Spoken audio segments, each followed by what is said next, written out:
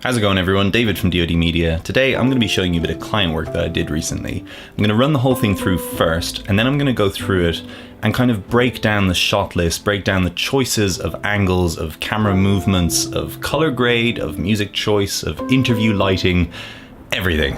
Let's go.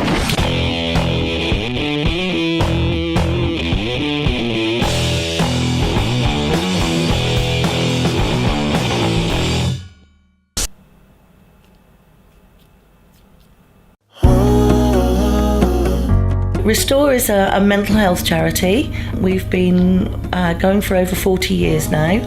We help people with all kinds of mental health issues to gain their confidence back, to be able to go back to work eventually, or volunteering, or further education. Like a stone on my pillow. I don't make a sound when I shut the door. The crafts that we do at Restore include sewing, crochet, clay work, pyrography, collage, card making, all sorts of things really. Whatever you can think of, we can make it. Shut the lights, go infrared.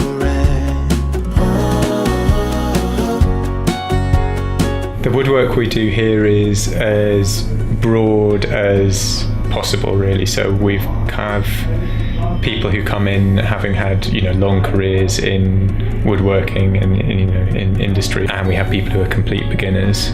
We have people that want to use big machines and have a real kind of engineering mindset and work in that one. We've got some people that want to use tools that have been around for hundreds or if not thousands of years. You don't have to do one single thing. You don't know how much I want you. I was drawn to Restore because I think that the combination of very person-focused recovery and practical activity and the way we work in groups is something that isn't found in any other organisation locally. So it's all about working together, really. Our members come in and we'll help each other and support each other. So that's really an important part of their recovery journey.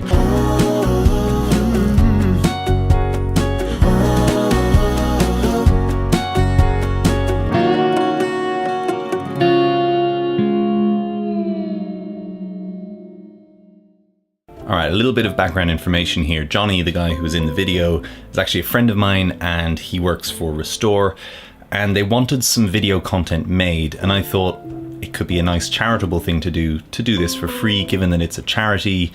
They're not, loaded with money. They're not able to pay for commercial rates for video production necessarily, or they wouldn't want to, because that would be a bad use of the funding that they have.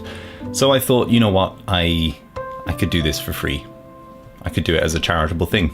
And I'd been wanting to film Johnny for a while because he's a fantastic woodworker. I wanted to do some really nice slow motion woodwork shots of him with all the dust particles and everything going everywhere. And this seemed like a good opportunity to do that and do something nice for a charity at the same time. So we had a little chat about it, had a little chat about storyboard ideas, about what the theme could be, because they wanted this video to put on their store, because the charity runs a store where they sell the things that they make in the charity to fundraise. And so I told them it would be good to show a heavy emphasis on the crafts and on the woodwork, because that's what's visually stimulating. You don't want to see paperwork, you don't want to see that kind of thing. You want to see the stuff being made. And so I thought, let's focus on the crafts and the woodwork, especially on the woodwork. So we got there, I had this kind of shot list in my mind of the kind of things that I wanted to do. I wanted to get that barrel roll with the gimbal. I wanted to get that consistently throughout a lot of the shots so that it had this kind of pace to it. It had a momentum to it, if you want. And when I got there, it was a small office space with fluorescent lights, and it was kind of an orangey glow, and it was not nice. But the thing is, the office was in a big warehouse, and it had basically just been remodeled into an office space. So what we ended up doing was going through with a broom and poking out all of those ceiling panels so that natural light could flood through, because it was a warehouse. It had massive open windows up the top, and that just let a load of natural light flood through, which made it look really nice, and also meant that I could shoot at 120 frames without having that annoying strobing going on. So when in doubt, don't be afraid to poke the ceiling and see if there's anything nicer above there. pro tip. And so storyboard wise, that was the first part. It was the kind of visuals that I'd be using, but the second part was the actual narration that would accompany this. And instead of having me, David, go, "This is Restore and this is what they do," I was thinking it would probably be better to have someone from the charity speak, so Johnny and his colleagues. And so we basically set up an interview space in the workshop during the lunch break so that no one was kind of milling around the background and making too much noise. There was a bit of noise, but not too much. And so that allowed me to create a kind of a buzz track bed to put all of that B-roll over. So that A-roll was telling the story about what they do, and the B-roll was accompanying that to kind of reinforce the message and illustrate what they were talking about. That's right, B-roll is not just pretty slow motion stuff. It's meant to kind of illustrate what the A-roll is talking about, just in case you didn't know. All right, anyway, let's look through it. So these were basically just intro shots, so they're not necessarily relevant. Let's pause that. Not necessarily relevant to the story yet, because there isn't a story yet.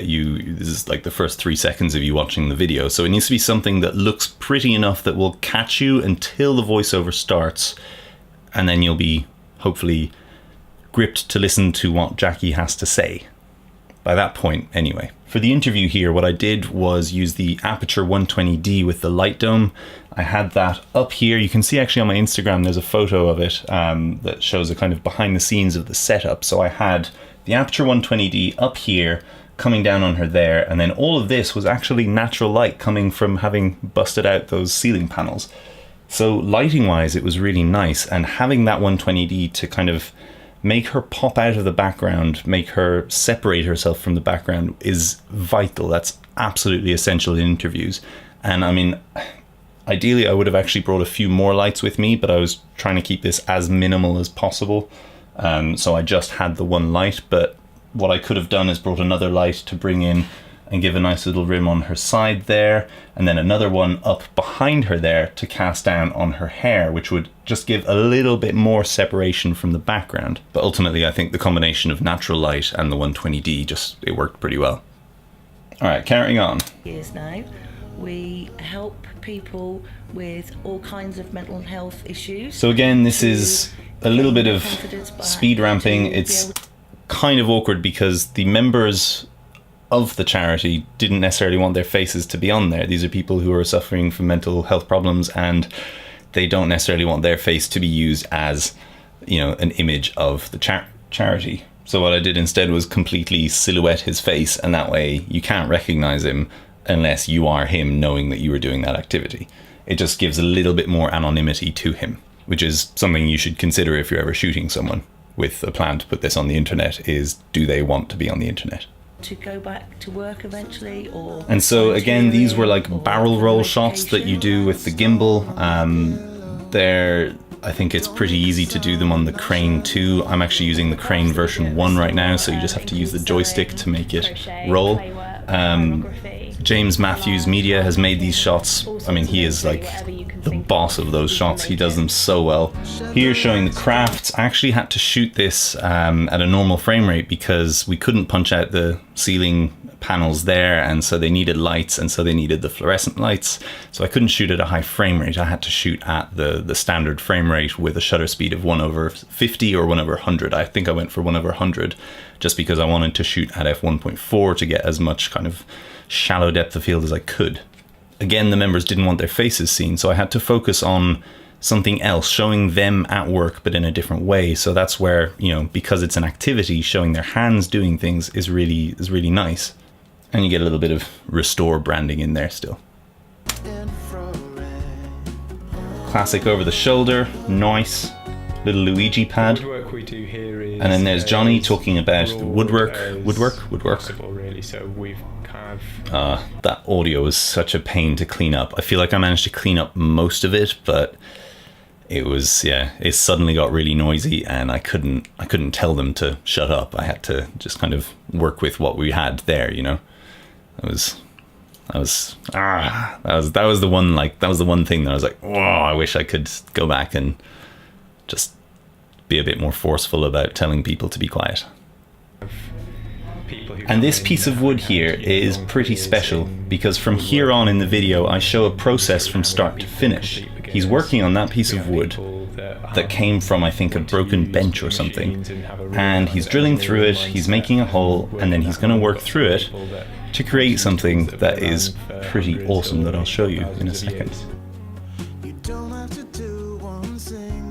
Show some of the tools, show some of the workshop, show some of the members doing the activity. I was drawn to Restore because I think that the combination of very person-focused recovery and practical activity and the way we work. Show him being hands-on with the members. Any other organisation locally. So it's all about working together, really. Oh, that dust shot. He was like, side note, as a wood specialist, he was like, no one would ever do that because you'll end up getting dust up in your face. Like, no one actually does that. So I had to convince him to do it just for the shot, just because it would look cool. He was like, yeah, okay, but no one would ever do that. All right, now he's writing through and he's chiseling, and look at that. It's suddenly become a pen. And that there is a perfect shot to finish on, because it shows the product of the work that they have been working on throughout the B-roll of the video. It shows that item that you can then go to the store to get. And in fact, I left with that item. This here is that very pen. It's gorgeous. It's a beautiful pen. It retails for like 10 or 11 quid, I think, on their store. And it's really nice. So I was really happy to be able to take away more than just some awesome footage from that shoot and actually feel like I was contributing to the charity as well as making a video for them, actually contributing financially to the charity. So this kind of answers a question that I get a lot, which is, should I work for free? If I don't have a portfolio, if I can't find enough people who'd be willing to pay me for what I would be asking for, or if they're promising that it'll lead to loads of other stuff, should I work for free? My answer is work for free if you think that it is something that will benefit someone else greatly who doesn't have the means to pay you. And it's something that you think you would enjoy doing as well. If you're not going to enjoy it, if you think that they could actually afford to pay you and are choosing not to because they're promising you future work or they're promising you great contacts out of this, nah, ignore it. Don't do that. Because unless it's going to give you phenomenal portfolio content, you're just going to be at a loss with something that is not even that exciting for you to use in your portfolio, and they're going to actually use it to grow their business and make more money from it. So should you ever work for free? Yes, but only if it's something that you think you would enjoy shooting, that you think would help someone else who can't afford your rates or any rates, who doesn't have the budget for it, and if it's something that you would actually enjoy doing as well. That's my answer on that one. And yeah, sometimes you get some pretty cool stuff out of it. All right, let me know in the comments what you guys thought, if you liked what you saw, if you thought it was uninteresting, if you would have done anything differently, if you would have done anything the same as I did, if you have any questions about how I did specific things, because I didn't really go too far into the specifics here. If you have any questions at all, just hit them in the comments and I will get back to you as soon as I can. All right, give this a thumbs up if you did like it. Hit that subscribe button and get more videos from me at dodmedia, making tutorials, making gear reviews, doing monthly giveaways. And yeah, see you in the next video.